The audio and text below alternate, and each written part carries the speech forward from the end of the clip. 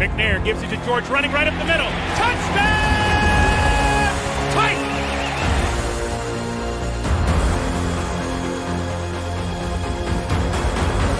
There are no flags on the field! It's a miracle! Safety, now you're one-on-one with it. Shows why he's the man! In trouble. Sack!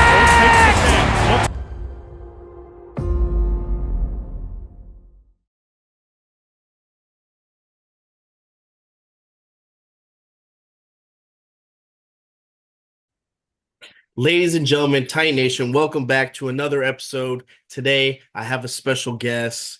Yes, it is Jason Babin. How you doing today, sir? I'm doing good, man. Appreciate you having me on. Yeah, no problem. And let's get right into it, man. Like I said, you weren't in Tennessee for very long, just 1 year, but you did a lot of damage and you did really, really well with us in Tennessee. But you started off with the Texans. Texans drafted you, and I don't like talking too much about the Texans, but you've almost played every single team in the AFC South except the Colts. You weren't with the Colts, right? No, and truth be told, I thought I went to the Titans because they traded for the Texans. And in hindsight, I wish I would have went to the Titans because I would have had Coach Washburn from the start. Yep. And we'll talk about that. There was yes, it was that trade, which technically, right? Let's talk a little bit about your background first. You were born where? Kalamazoo, Michigan. So I grew up in a small town in Michigan. I think I graduated with about 98 kids. Oh, wow. Jeez. That's pretty that's impressive. And what's there to do in Michigan back in the day, huh? I'm a big outdoorsman, so anything outdoors, hunting, fishing, camping, there wasn't, like you said, there wasn't a whole lot to do. So you had to figure out how to entertain yourself the old-fashioned way. Gotcha. And when did you actually start getting involved in sports? Was football kind of your first go at sports, or no, or something else? Well, I was one of those categorized as a high energy kid. Now that I'm a parent, I can look back and definitely say that. So, Mhm. getting me involved in sports and not sitting around was definitely a way to get out some energy. So, I think I started with Pop Warner and wrestling. Okay, nice. I couldn't. My older cousins, I think we had a pretty good sports family, and I was kind of the young cousin. And he was my older cousin, kind of like a big brother, Mhm. Kevin Staniszewski. He went to Papa as well. Played Okay, three sports at Olivet College, All American. But I was always tagging along with him. gotcha. And I remember as maybe like a 6 or 7 year old that went to the gym in the wintertime. It was Michigan, so it's snow, and they're all shooting hoops. And I think they all quickly decided that I belonged in the wrestling room after seeing my display as a young man. So my wrestling career began then. Nice. And what was your weight back then for your Oh, I don't remember, but I mean, I wrestled from age like six to high school. nice? And you didn't want to pursue in wrestling? I know you said that your son is wrestling now. It seems like it's Well, I had offers to wrestle, Mhm. also schools that let me wrestle and play football. Okay. I think if it was today's climate, with the UFC option and the love reemergence of wrestling popularity, Mhm. to a certain degree, my decision might have been a little different. Okay. I even tried to get a UFC fight at one point, but I got shut down by the Eagles. It was during the lockout. So I used to enjoy rolling around with the guys, getting practicing with those guys. That was when UFC was kind of starting. Hmm. But it was highly suggested to me not to do that. Gotcha. And so I'm assuming you're a big UFC guy. You watch a lot of fights. Oh yeah, yeah. Yeah. It was easier to kind of follow certain fighters. I think back in the day when I started getting into MMA and stuff, compared to now, there's just so many fighters out there that you kind of get. Well, I just think that the quality of fighter, like I think I stood a chance back then. Mhm. But nowadays, I mean, these guys are good in ground game, Every, boxing, every, psychology, training. I mean, it's just they're just a higher level of athlete. So today would, it's a much different sport. It's evolved quickly. it's probably the fastest evolved sport. I mean, like you said, they went from the beginning of UFC where it was what jiu-jitsu, and then from jiu-jitsu then came the grappler, the wrestler, and then after wrestling they're like, okay, now the kickboxer, and like you said, it has evolved tremendously compared to now where the athletes now are just fully, it's a mixed martial arts, it's complete, it's a Oh, full for sure. it's scary, man. It's scary Oh what yeah, these guys can do. that's true. Because I grew up in the Horace Gracie era. We used to Yeah, watch him, so yeah, that yeah. was that was my dude back in the day. Yeah, I got to meet him. I actually have a MMA podcast as well, and I covered, it was Bellator 300 happened a couple of years ago, and I got to cover that, actually go to the event, and I met Royce Gracie, and again, super cool guy, and again, one of those guys that I grew up watching. So it's cool, you know. I like his approach. When it comes to coaching his kids at a young age. Because, when I retired in 16, I started coaching my kids in youth sports. And I don't think I realized how difficult it was to one coach, right? Because there's one knowing the sport, and then there's applying your knowledge and getting the kids to understand it. But there's a whole psychology of it.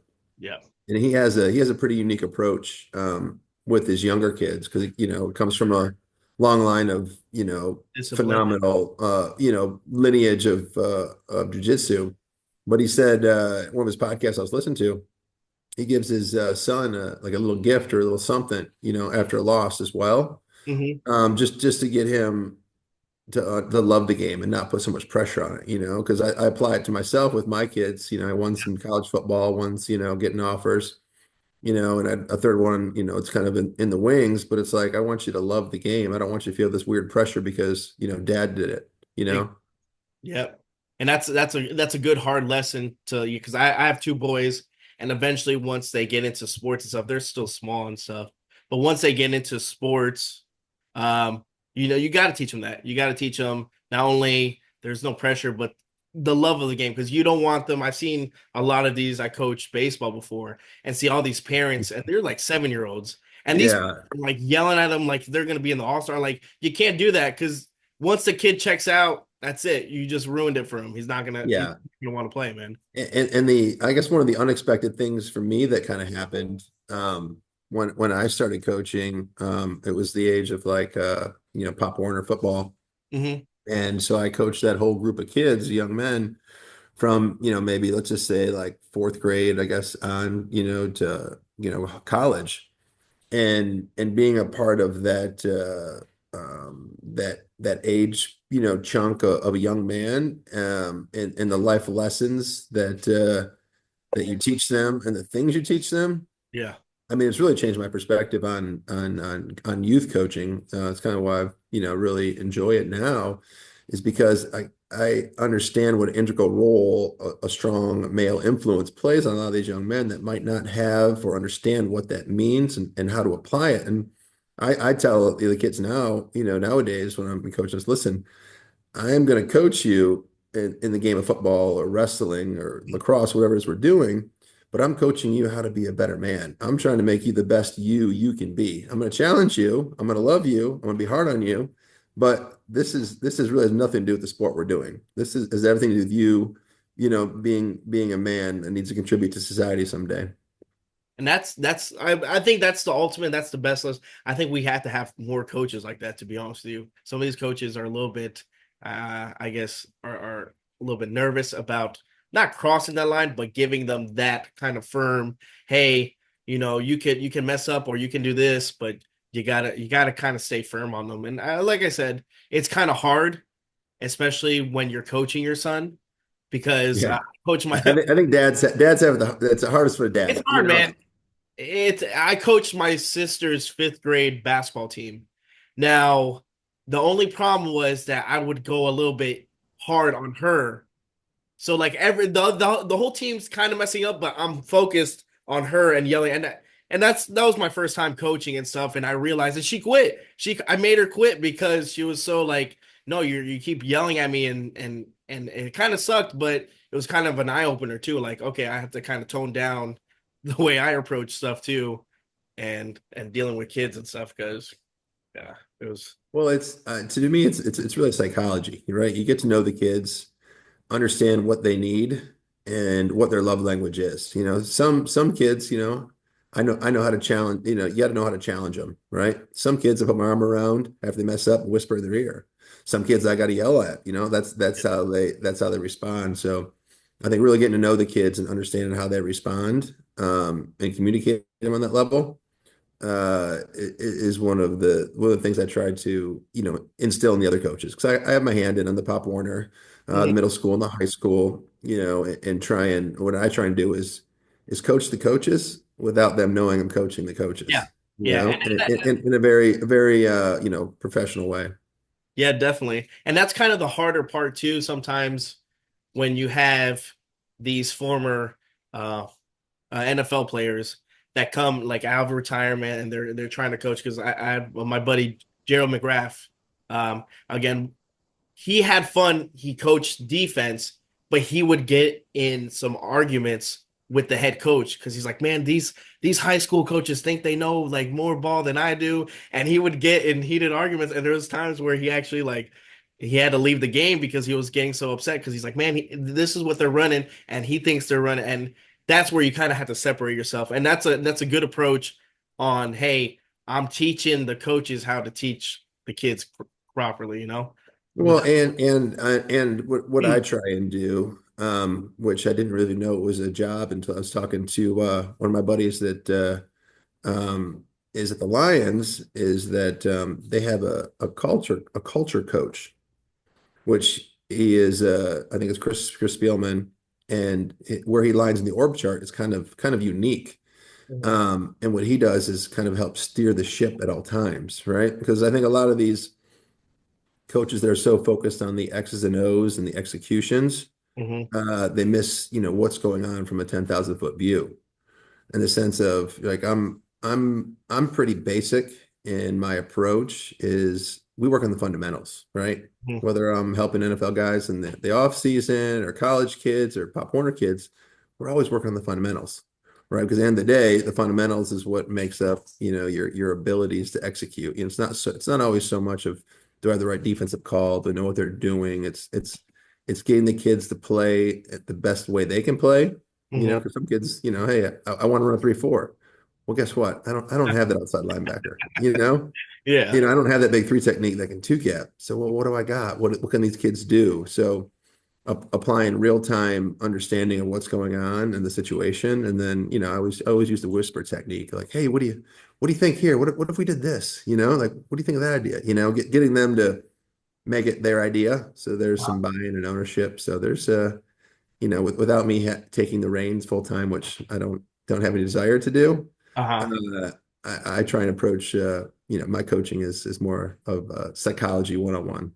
Definitely. Now, in your career, was there any coach that kind of did that to you and you remember, and that's why you kind of taken this approach by any chance? No, I guess I'm through the knowing how not to do a lot of things by Uh-huh. process of elimination is how I get to where I'm at. Uh-huh. But still, I mean, all those people have like, all right, I messed it up. Like, all right, who does it good? You know what I mean? And then finding that person and learning from them, whether it's sports, life, relationship. I mean, I think that's the only way to approach it. Gotcha. Gotcha. Now, when you got to college, did you have an opportunity? You said you had some choices for going to wrestling or football? Was it always those two, or was it more like, hey, football down the line seems like it'd be more of a career compared to wrestling, which will only get me so? I think I was a unique young man in the sense of I didn't know what I wanted. Okay. Um, I actually signed up because I wanted to be a Navy SEAL, but Okay. because of my asthma, they didn't let me in. And then I was like, well, this football thing seems like something to do. I truthfully kind of wanted to work with my dad. I grew up in the trades, Okay. so working with my hand projects. I just enjoyed doing that kind of stuff. He made me learn everything from electrical to concrete to roofing to AC. He had his involved in mainly electrical, but projects and different things like that. So I really enjoyed that. So in my mind, I was like, well, when I'm done with college, I'm gonna work with my dad. That was kind of what I thought. And what led you into football then? If you wanted to do all that stuff, what happened, man? So Coach Knowles is the one that really got me to Western Michigan. I'm familiar with him. He just went to Penn State, which I think was a smart move by him.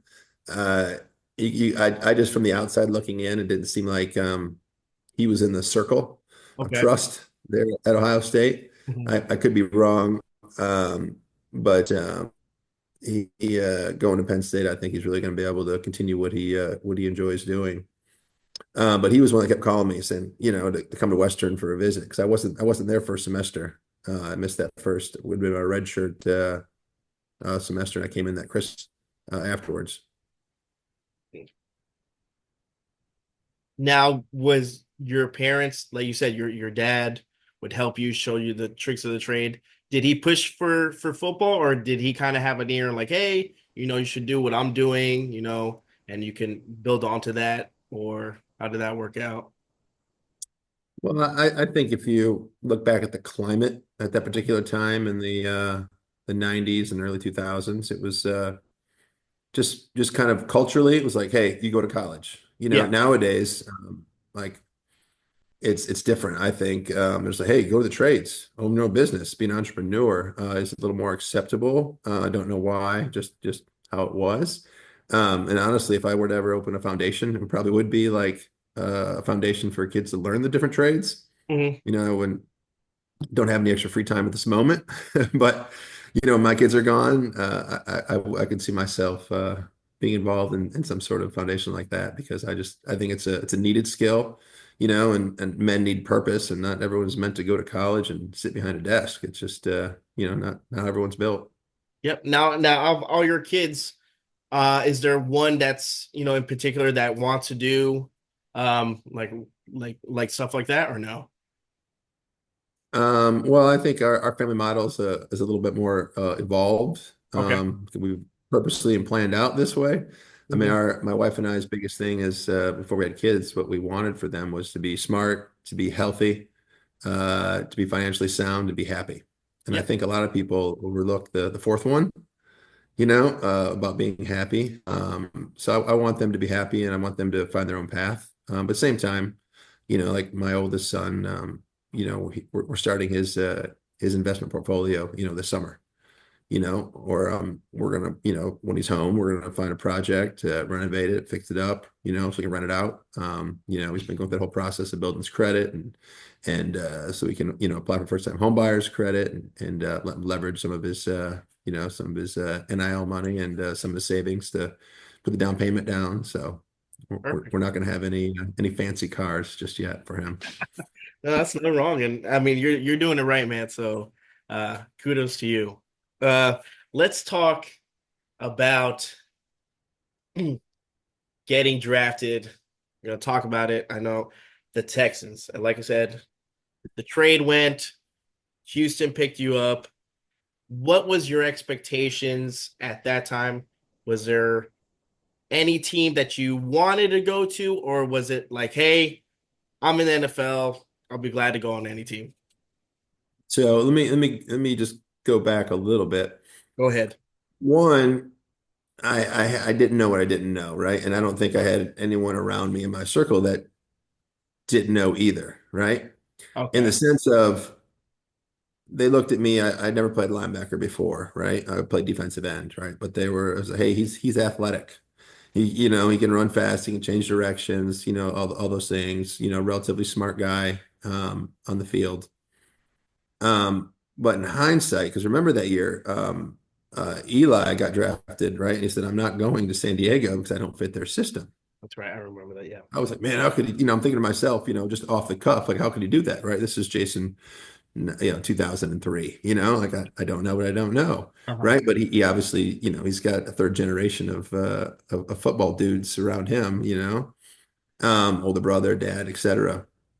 Because in hindsight, I would have rather gone in a later round Hmm. to be in a position where I was a better fit because I really was an okay linebacker, but a Okay. much better defensive end, right? And if you look at any defensive ends that have had 100 sacks, most of them end up in Hall of Fame at some time, right? And half of my career as a linebacker, half the career I was a defensive end. So sometimes I'm like, well, damn, what if I played defensive end, the whole time? Yeah. Would I've got to that 100? So that's one of the things that you think about, like, I don't really have any what ifs or redos, Hmm. but I think if I did, that would be like, hey, I'm not going to a 3-4 because 3-4s were all the rage at that time, Yeah. right? They really were, also with the athletic running quarterback, that was kind of what was going on in the NFL environment. But to go back to your first question about draft day, I mean, everyone said I was going to the first round, and I didn't really, never really been a big fan of flashy or being the center of attention type situation. So I wanted to have my draft party in my hometown with all the people that I grew up with and the people that helped supported me. So we actually had it at a local bar in Paw Paw, Michigan. So we had a big, relatively big event there.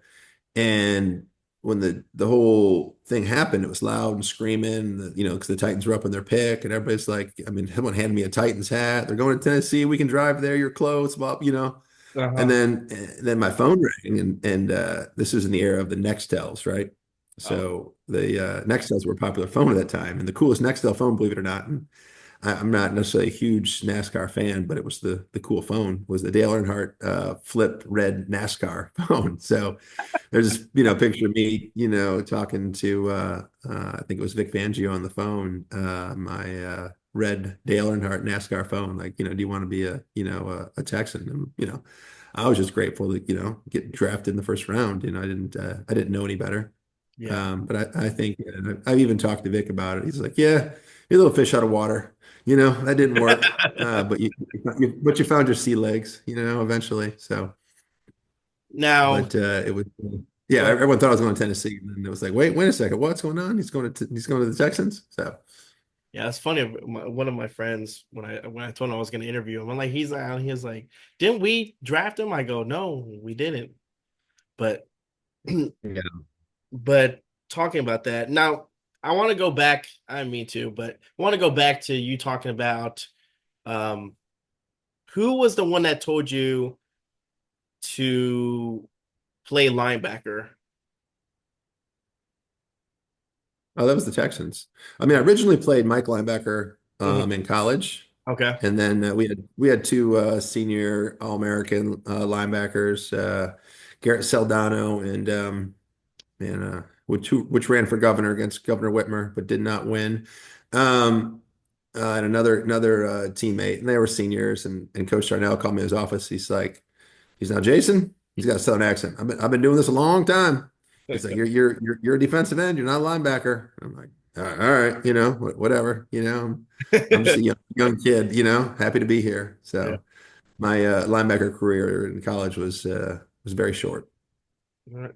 Now, talking about that, because it took a minute to finally have that full circle moment to get to the Titans. You went to what? After the Texans, you went to Seattle, correct? Hmm. All right. I call that the dark time. Okay. So Yeah, which one was the dark time? Seattle. Seattle.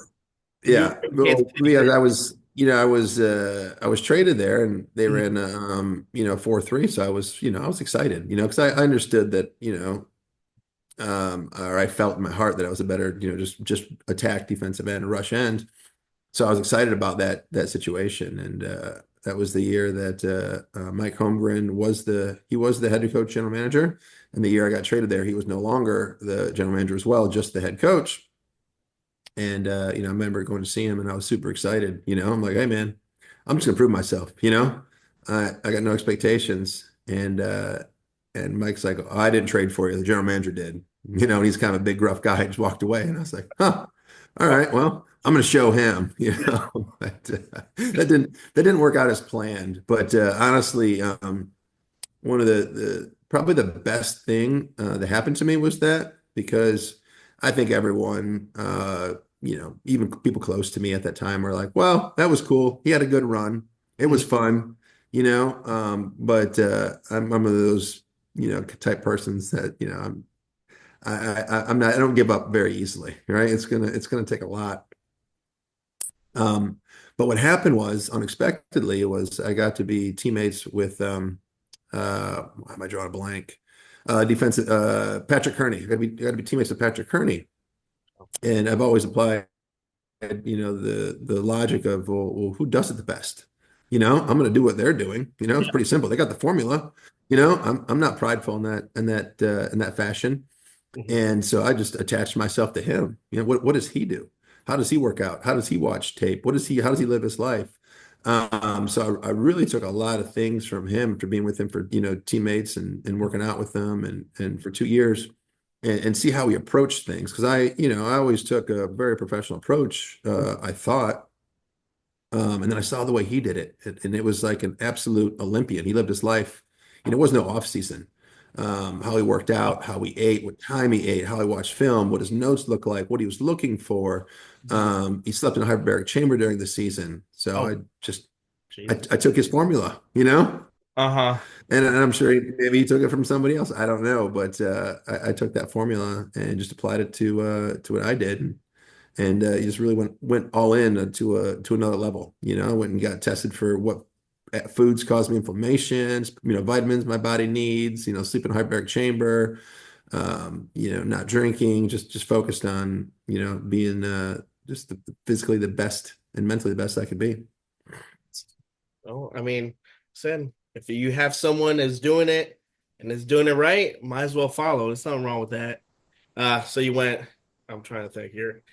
You went Chiefs after that, Eagles, right? Well, I kind of had a breaking point with Seattle. It was like, all right, man. There was a little bit of season left, and I'm like, I just can't anymore. I actually got shingles. I was just so stressed out, because I really thought I was outperforming, the guys that on the team at the time at practice and scrimmages and doing all the things. And I was just like, hey man, this isn't working. They're like, yeah, we agree.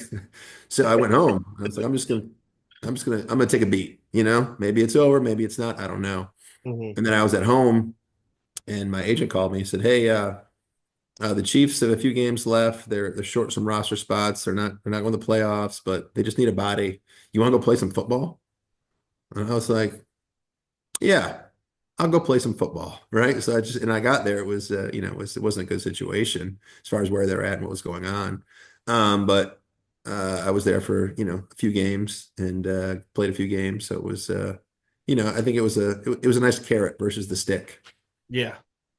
How's that do for like the mental aspect of playing the game of football? So everyone talks about, it being very brutal with it. But what about the like you said, you said the dark times. Was it because of that? Were you in a spot where you might have thought like Well, maybe I, football's not for me anymore, or are well, you? I think it's one of those things where you find out what you have in you, right? What are you willing to do? What are you willing to do, as far as go through mentally, physically, emotionally, in the hopes of that delayed gratification. And I was, honestly, I think thought I was tough, right? Thought I'd been to the bottom and back, but that was one of those things that really challenged me as a man, not so much a football player. Yeah, What are you yeah. doing, man? You're really going to keep doing this? What do you do now? So having that, uh, that resolve that I can do this and believing it, I Hmm. think it really kind of helped shaped, who I later became. Definitely. Now let's talk about the good part where everyone wants to talk about. You want to the Tennessee Titans, man. How was that Titans group? Like I said, you got your first Pro Bowl with the Tennessee Titans, did you feel like as a player you came in like you made it, like you kind of not, I wouldn't say what how do I say this? Vindicated. Yeah, there we go. That's a good word. I don't even think I was looking for that, but that sounds good. Yeah, explain, Jason. So I was, I think I had at a crossroads, like, all right, am I going to do this? Am I not going to do this? So I wasn't going to, there, at some point, there's so much shit, only so much shit you can eat. You know what I mean? Mhm. Like, all right, I'm going to move on. Right. But I remember sitting in Coach Washburn's office, and I mean, that was the year they drafted Derek Morgan in the first round at my position. So I'm thinking to myself, hey man, like I'm not stupid, I'm not naive. You paid this kid. Yeah. You expect him to play, right? Um, and I'm like, I looked at Coach Washburn, and we're sitting in his office. It was there's no one really in the building, and I said seriously, I said, look me in the eye, man to man. I said, I outperform him. Do I start? And I didn't break eye contact, and without hesitation, he goes, Fish, get in here, right? Still looking me dead in the eye, Mhm. and I love Coach Fisher. He popped his head in, and Washburn goes, who makes the decision on who starts the defensive line? He goes, you do, Jim, whatever you want.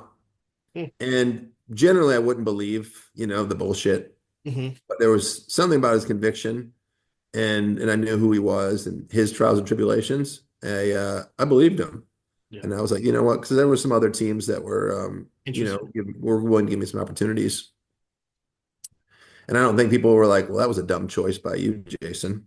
But it was one of those things where people talk about trusting their gut. Like it didn't make sense on paper, but I trusted my gut. Like there was something about the way he said it and how he said it, and Mhm. and I felt it. And I said, okay, I'm in. And the thing I didn't know, which I'm eternally grateful, and I still talk to Coach Washburn, checking on him, see how he's doing. And if I have questions, about football stuff or just want to, shoot the shit, talk, whatever. He he saw something in me and let that thing out that I had in me, Mhm. instead of stifling it. He let me be who I was, and I talk about this where one of the reasons I love football the most is because when you're playing that game and the whistle, you're between the whistles, it's like your mask is removed. I can fully be me. I can let that almost prehistoric Cro-Magna, like just I can let that person out Out. and it's okay. It's Mhm. okay to be him. And that's how you're supposed to play. And he really let me know that that's how you play football, right? That's how it's done. And you're rewarded for it. And it was almost refreshing uh in that sense. I'm like, man, this is what I've been missing, in my game. So it's just like I said, I got his back no matter what. Let's put it You like think that. he was the turning point for your career? Well, I think the whole situation was a turning point. Okay. He was he was the gasoline, but I think the moment was a turning point. Where I was at was a turning point, but I think he recognized it. He's a freaking legend. So that's his job to recognize those moments, those people, those situations. And that's what good coaches do. Good coaches can coach, lifetime Hall of Famers. It's not real hard, Yeah. but I think to find those guys that haven't tapped their full potential yet and to get it out of them, I think that's what makes coaches really special. And by the way, we don't think in Tennessee, we don't think it was a bad decision at all to come to Tennessee. So again, thank you. Well, I don't know if a lot of people know this. I wanted to stay there. I was like, listen, I told I didn't. Jeff, I said, I don't care about the money. Money's never been a motivator for me, right? It's not going to be like, oh, I'm going to go here for $5 more million. That wasn't my decision. But he professionally said to me, he's like, listen, I'm not going to be here next year. I think he was reading the tea leaves or knew something officially, unofficially. I don't know. Okay. But he goes, I don't know if it'd be good to, resign you. I don't know if they're going to be willing to do it. because they're going to know they're bringing a new coach in, the new coach going to watch guys, which honestly broke my heart because I loved living in Tennessee. I loved playing there. Like it fit me from a, almost a spiritual standpoint. Oh, So it was, yeah, that sucked really. yeah, man. It was weird. Like I said, it was just that one year, and you did great. Like I said, you earned yourself a Pro Bowl. So as a fan, we never know what's happening behind the curtains, you know. So Well, that was before social media and Twitter, and even though it was exactly. around, it was kind of really frowned upon to express yourself, right? Which which I hate now in the sense of, man, I had a lot to say. I probably wouldn't got it all right, but nowadays, the guys really, they can really communicate with the world, and it's not shut down by the front office. Definitely. What was, in your eyes, favorite memory as a Tennessee Titan? Um, there was a moment we were playing the Steelers, and God, why am I drawing a blank? Who was the cornerback that was there? Very scrappy guy. For the He ended Steelers? up getting into it with Andre Johnson later. Oh, Cortland Finnegan. Corley Finnegan. All right. I love that dude. Me too. I knew he had my back. He had everyone's back, right? He was a great teammate. And we had a real our D line at the time was in sync, right? I could look over at my three technique. Well, it was if it was whoever it was. So Derek Marks, I could just look at him. Didn't have to say a word. He knew what I was thinking. I knew what he was thinking. We don't have to give a signal, right? That's what's happening. Jeez. Right. We were in sync. And that was just because we were such a close, group. All the guys, Derek Paul. And there was a play where I think it was like a screen pass and the ball bounced off an O lineman and I picked it up and I knew it wasn't intercept. Or it bounced and I caught it, but but you run it downfield, This is it's all part of the show, right? It's all part of the psychology that's going on. And I think it was Charlie Batch, maybe. He like grabbed my helmet and pulled it back, backwards, and just because it was a heated game, right? There was already some skirmishes going on in that game, and I had turned around, I had the ball in my hand still, and I started beating him with the ball in his helmet. And before I got about two hits in, Cortland Finnegan, I mean, came out of nowhere, and he got Cortland gave him a two piece. Then there was a whole brawl. Everyone's fired up, we ended up winning that game, but it was just one of those moments where it was like it's those high school moments where just the whole squad's together, like we all hang together, we do whatever together, go eat together, and you got your brother's back. So that was kind of one of my favorite moment. And then there was I think a second moment where I got to go in on the kneel down at running back when we played the Texans. It's kind of a go ahead and suck it, kind of moment. there So you and Coach Fish was great about that kind of stuff, because he was a player and he's a player's coach. And looking back, some of the older guys that had kids that were in youth sports that were a little older. go. Hey man, get out here, go watch them play. Hey, I'll be like meeting. Yeah, go, yeah, that's what you need to do. And it was one of the things that I really respected about it, the way he balanced that work life situation. Gotcha. In your time with the Tennessee Titans, you said it yourself, right? The defense just seemed to be in sync on everything, on all level. The defense was awesome. What would be someone that you like to go against at your position? Was there a player that kind of There is someone, and I like to go as people that play the game like I play it, oh, right? So I think he speaking of the word vindicated. I think Richie Incognito's got vindicated finally. yeah, Because we all knew as players that was bullshit, the whole bullying thing, right?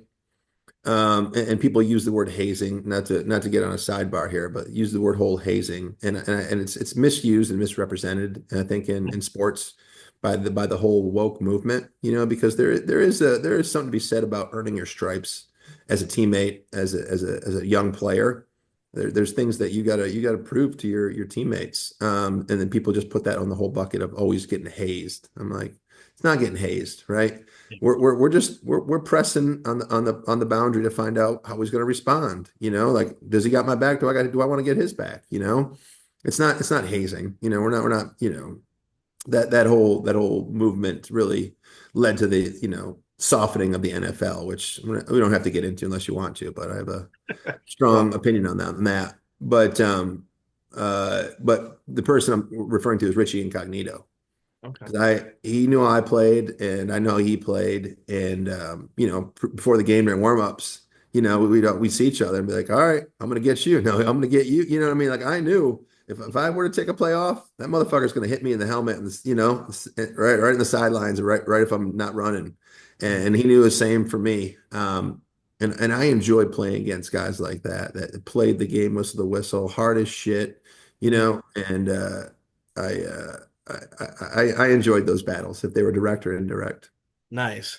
Now let's talk about your celebration because I feel like signature celebrations are cool, especially with the player, and it kind of, it mirrors them.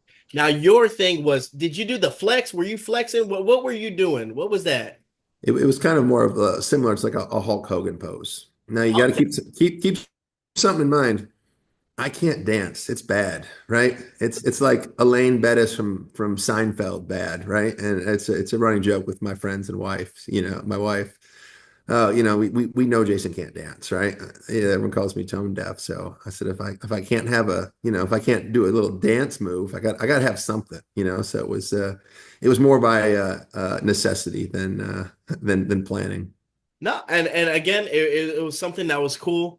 I thought it was always cool. So like, when you would get a sack, you would do it. And like I said, it's cool to have something like that kind of mirror. Like I think was it Jason Taylor? He would do like the circle and then he would kick like he was Yeah. breaking the door like that. That's Yeah, cool. and I grew up in the whole, WWE, WWF, era. So those guys were, those were pretty damn cool to me. Yeah, Hulkamaniac, man. That's awesome. Um, Before I let you go, I usually have a couple questions I'll ask on Twitter and stuff, and if the fans want to get in, I have a couple of good questions that certain people wanted to ask you. Um, my buddy Preston Penn wants to know his favorite part about playing in Nashville. Um, I'm assuming this pertains to, living in Nashville, right? Being in Nashville. Yeah, most likely. So I have a take on Nashville, right? Okay. Number one, I was there and I say the last moments of the real Nashville. And I don't say that in slight. I say it in just, nothing ever stays the same, right? Mhm. To me, Nashville used to be this unique, very authentic country music city, right? And it's since evolved into very commercialized. It's really hard unless you really know the few spots left that are authentic. Yep. And there was this place next to the trailer park. You go up some stairs, knock on a door. It was called The Spot. You couldn't find it on Google Maps, but it was a private club where everyone would go and hang out afterwards. Country music singers, they were in town, football players, athletes. And it was the coolest, post games place because you'd go up there and there would be, Kid Rock hanging out. There would be, Jason Aldean. There would be some other basketball. It was just, and no one knew about it. And everyone's Just just chill. dudes in there, just dudes. There was no nothing, just hanging out, just a bunch of people hanging out. And it was such a cool place that I enjoyed the few times that I got to go there. It obviously doesn't exist anymore. It's probably some three-story bar Yeah. with the Rooftop. Now flushing everything's rooftop, machine. man. Everything's rooftop. Yeah, I mean, I don't. And listen, I still go to Nashville. I took my oldest son there on the way to drop him off at football camp this year up at Western Michigan, and we stopped and like I said we drove his truck up, so we overnighted there, and I got to show him Nash Vegas, as we call it now. Nah. Yes, yeah. But I said, listen, when you're 21, we'll bring you back here. There we go. All right, Haley Thornhill wants to know, playing for so many different franchises must give a unique perspective. Who had the best stadium slash atmosphere?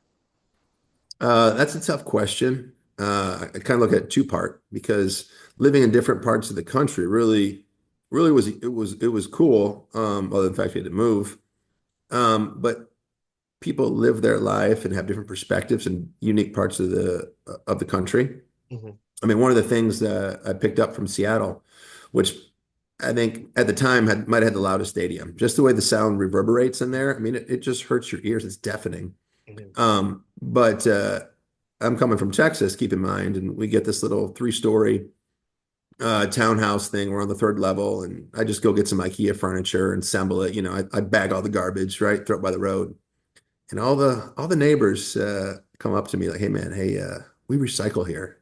And I go upstairs with my wife, and I'm like, fucking hippies, because at the time, like, that was, they were considered hippies, and I knew nothing about recycling, because hippies kind of had a bad rap. And I remember finally she's like, well, just be nice. I was like, fine, all right. So they taught me how to recycle, use all the different bins, and so I did it, right? Whatever, I'm gonna do it. I'm here. I'm gonna do things the way they want. And I remember one of the neighbors, as a thank you for trying things their way, brought me this like handcrafted little box, and in the handcrafted box had like a pristine rolled joint as a thank you. So I was like, man, these hippies, But it was unique. But I don't know. Each stadium, the fans, no matter what team I was playing for, I don't think there's a bad fan base. Mhm. As far as well, there are some not so great, but fortunately, the teams I played with, the Eagles, the Titans, the Seattle, and they were all and the Texans they were a good fan base when it's your team. Yeah. I think the Jaguars are still kind of getting their sea legs for a fan base. But they'll get there. Yeah. Yeah. Well, before I let you go, man, I wanted to say I appreciate you coming on and talking some football. And I can say it from Titan fans, we appreciated you. Even though you only spent a year with us, you made a really, really big impact on the field, and we loved watching you. And man, it's upsetting now listening, saying that you wanted to stay, and I wish you would have stayed. But knowing how the next year after that, once you left, you know what? I'm glad you got your second Pro Bowl with the Eagles. So you know what? It might have Well, you never know. I could be back. I do plan on getting to coaching once my last kid's been. gone, so could be on the sidelines again in the future. Hey, there's nothing wrong with that. That'll be cool. And we're Just a better looking Mike Vrabel. That's all. I was gonna say that, and then you said UFC as well. So like I was thinking like you could be like a brother of like Brandon Schaub. You have that. I've heard them both. Yeah, yeah, Yeah, I've heard them both. So definitely see it. But all right, man. Well, I appreciate it, Jason. Thank you so much, man. yeah, anytime. Thank you. God bless, man.